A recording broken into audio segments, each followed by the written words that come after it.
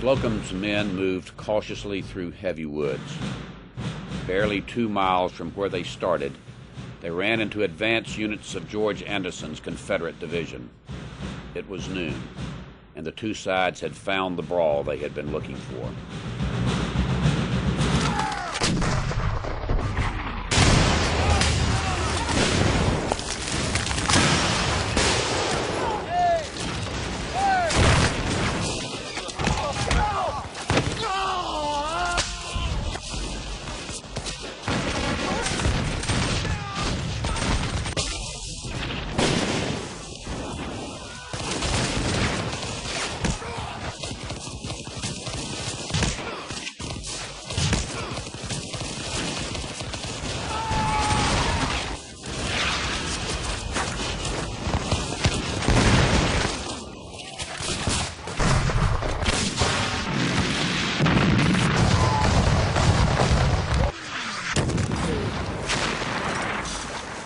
But Lee's decisive reaction to Hooker's campaign was paying off.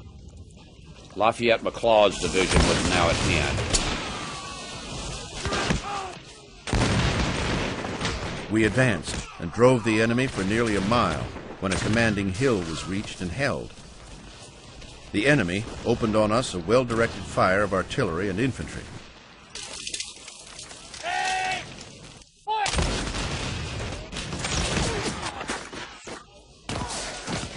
Many of the officers and men were under fire for the first time, and I feel it just to say that their steadiness and gallantry were remarkable.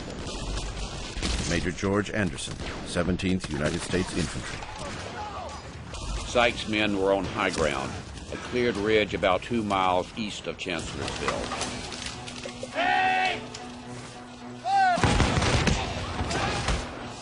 Hooker's advance from Chancellorsville was running into unexpectedly... My brigade was in nearly every great battle, but in none did I ever witness so many harrowing scenes as I did at Chancellorsville. For any northern unit on that height, Hazel Grove would be a very deadly place.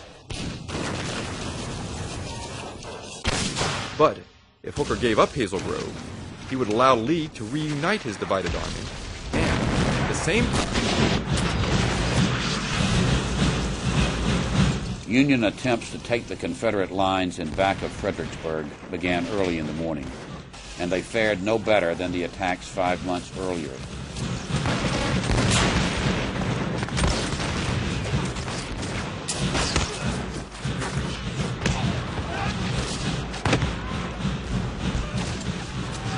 There was no choice. He pulled out of Hazel Grove. And since his main line at Chancellorsville was also nothing more than a salient, he started making preparations for pulling out of there as well. Confederate artillery swarmed atop the plateau at Hazel Grove.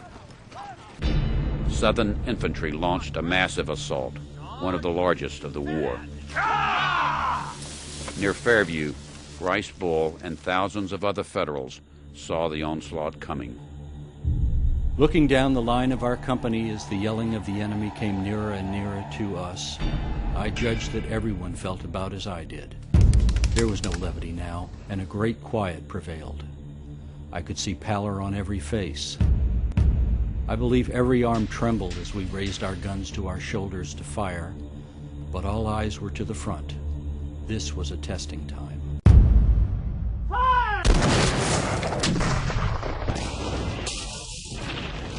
Dozens of Union guns roared to life from Fairview, ravaging the exposed Confederate lines.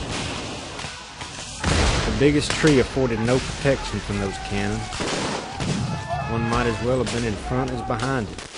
The limbs and the tops were falling about us as if torn by a cyclone.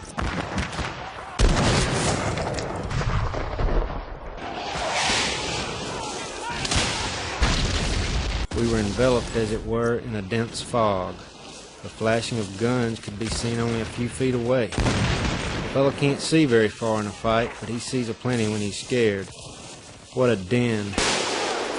What a variety of hideous noises. A great opera of death. Nicholas Weeks, 3rd Alabama Infantry. For 5 hours, the fighting raged in the woods around Chancellorsville. For 5 hours, a man fell, killed or wounded, every second. Nearly 18,000 in all.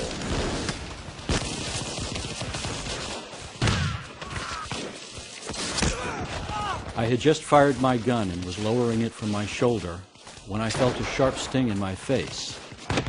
I took my knapsack and started to go where the surgeons were located.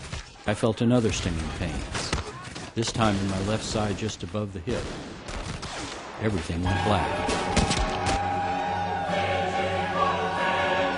The Confederates charged from column into line and came on, our own men and the artillery warming to their work. The men worked like demons, belching forth a flood of fiery death, and the hills seemed to rock under the thunder of the battery. Great gaps were opened in the enemy's lines by the tornado of shot and shell. They retired into the friendly shelter of the woods, and night, and darkness, and silence drew a curtain of mercy over the fearful scene. Captain Seymour Hall, Staff Officer, 6th Army Corps.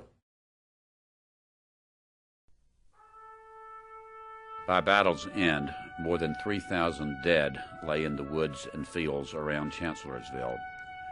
Another 20,000 lay wounded, dozens of miles from the nearest permanent hospital. Ricebull and many others would spend days on the field with virtually no medical care. It would be 10 days before the Union wounded were carried across the Rappahannock. When we reached the river, we found an eager crowd of civilians waiting our arrival. They had come from the north in search of their relations who were missing and probably killed or wounded. Many turned away quickly. Their stomachs could not stand the pressure. Most of the inquirers looked depressed and downcast, for they had looked in vain. Rice C. Bull.